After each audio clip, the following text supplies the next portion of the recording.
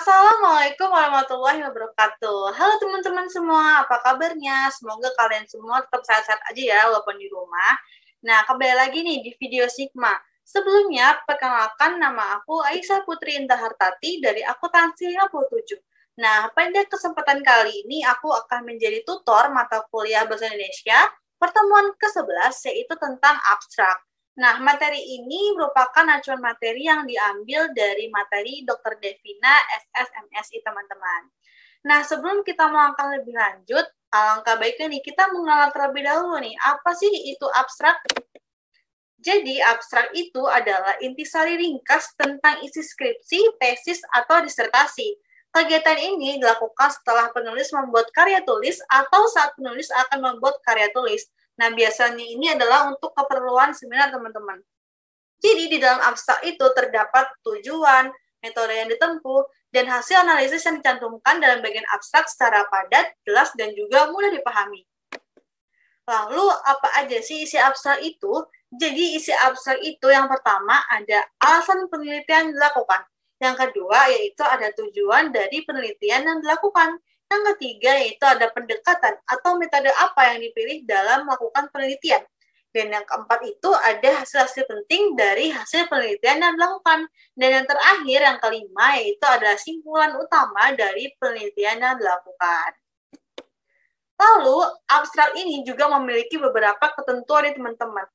Apa aja sih hal-hal yang berkaitan dengan abstrak?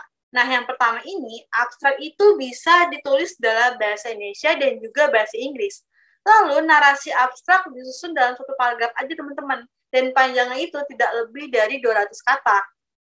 Nah, abstrak ini tentunya terdiri dari latar belakang permasalahan, tujuan metode, hasil penelitian, dan implikasi yang disajikan secara informatif dan juga faktual tentunya.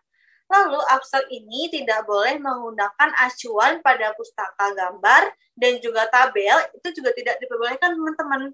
Lalu, harus dipastikan ya, teliti, yaitu tidak ada kesalahan ejaan, tata bahasa, dan ungkapan dalam bahasa Inggrisnya.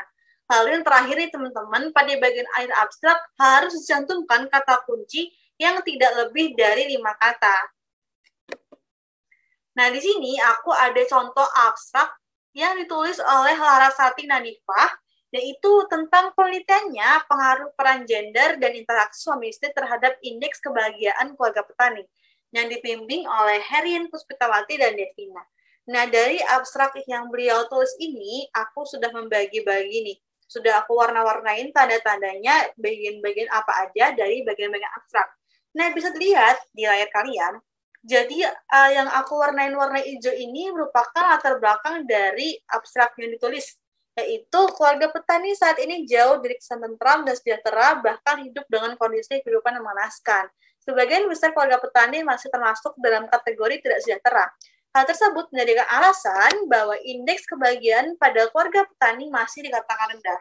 Nah, itu tadi merupakan latar belakang dari abstrak yang ditulis. Lalu selanjutnya juga ada metode. Ada tujuan tuh, teman-teman. Tujuan yang aku warnain kuning nih, teman-teman. Jadi tujuannya ini, penelitian ini bertujuan menganalisis pengaruh peran gender dan interaksi suami istri terhadap indeks kebahagiaan keluarga petani. Jadi sudah diterangkan ya, teman-teman, tujuan dari abstrak ini atau tujuan dari penelitian yang dilakukan. Lalu yang warna ungu ini ada metode, teman-teman, yaitu pendekatan struktural fungsional dan teori gender digunakan dalam penelitian ini. Nah, jadi di dalam abstrak ini sudah lengkap ya, teman-teman, ada latar belakang, ada tujuan, dan juga ada metode. Lalu juga di abstrak ini ada kata kuncinya, teman-teman. Seperti tadi yang sudah aku jelaskan sebelumnya, bahwa abstrak ini harus disertai dengan kata kunci. Nah, di sini itu kata kuncinya ada indeks kebahagiaan, interaksi suami istri, dan juga peran gender.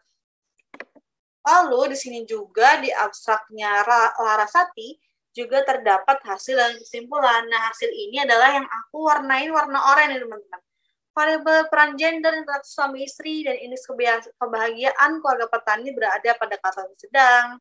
Terus juga terdapat hubungan negatif signifikan antara suami istri dan suami yang dengan interaksi suami istri musim tanam dan musim tunggu. Lalu terdapat pengaruh antara usia suami, pendapatan per kapita keluarga, dan interaksi suami istri terhadap indeks kebahagiaan keluarga petani. Nah, itu tadi merupakan hasil dari penelitian yang dilakukan. Dan yang terakhir, pastinya harus ada kesimpulan, teman-teman. Kesimpulan dari penelitian yang dilakukan. Nah, kesimpulannya itu adalah penelitian ini dibedakan menjadi 2 musim, musim tanam dan musim tumbuh. Pada peran gender dan interaksi suami istri, keluarga petani terdapat perbedaan setiap musimnya. Jadi gimana teman-teman? Udah makin paham kan apa sih abstrak itu dan bagaimana bagian-bagian yang harus dituliskan di dalam abstrak itu? Tentunya aku juga bakalan ada latihan soal teman-teman. Tonton sampai habis ya videonya.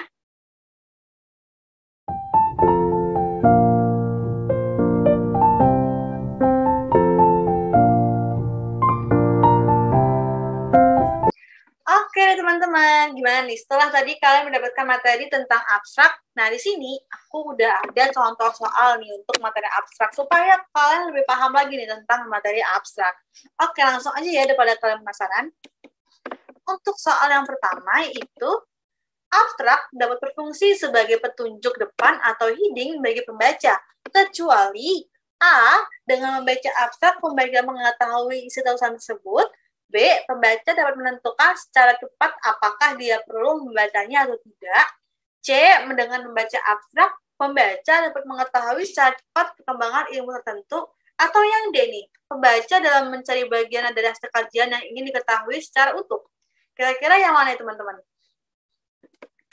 Nah, kalau kalian jawabnya adalah yang D, kalian benar banget teman-teman. Karena jawabannya itu adalah D teman-teman, yaitu pembaca dalam mencari bagian dari hasil kajian yang ingin diketahui secara utuh. Nah, kenapa sih? Karena pembaca dalam mencari bagian dari hasil kajian yang ingin diketahui tidak secara utuh, tetapi hanya garis besarnya aja teman-teman. Memang pada dasarnya abstrak ini adalah berisi ringkasan dari materi tertentu teman-teman. Gitu. Oke, kita lanjut ke soal yang kedua. Jenis abstrak deskriptif dirancang untuk menunjukkan subjek atau bahasan dari sebuah karya ilmiah yang bermudah untuk calon pembaca. A. Menentukan apakah pembaca akan membaca seluruh karya tersebut atau tidak. B. Ringkasan yang memuat hal-hal pokok di dalamnya. C. Banyak digunakan dalam penulisan karya ilmiah. Atau yang D. Merangkum permasalahan yang ada pada karya ilmiah tersebut. Kira-kira yang mana ya teman-teman? Nah, untuk kalian yang jawab A, selamat karena benar banget jawabannya adalah A, yaitu menentukan apakah pembaca akan membaca seluruh karya tersebut atau tidak.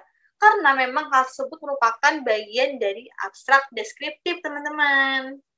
Oke, kita lanjut ke soal yang ketiga ya. Perhatikan contoh abstrak berikut. Tutorial merupakan bagian dari integral sistem pendidikan jarak jauh. Universitas Gunadarma telah mengembangkan dan menawarkan berbagai modul tutorial melalui berbagai media. Seiring dengan perkembangan teknologi, Universitas Gunadarma juga menawarkan tutorial online melalui internet. Pada contoh tersebut, kalimat pertama dan kalimat kedua merupakan A. Latar belakang dari penelitian, B. Tujuan dan ruang lingkup penelitian, C. Metodologi yang digunakan dalam penelitian, D. Penjelasan tentang hasil penelitian. Kira-kira yang mana teman-teman? Kan tadi aku sudah menjelaskan nih bagian-bagian dalam abstrak yang sebelumnya teman-teman. Pasti kalian kalau perhatiin tahu dong jawabannya. Oke, benar banget. Jawabannya adalah yang A, yaitu latar belakang dari penelitian. Karena hal tersebut merupakan pemaparan tentang latar belakang dari penelitian yang dilakukan. Gitu teman-teman. Oke, kita lanjut ke soal yang keempat.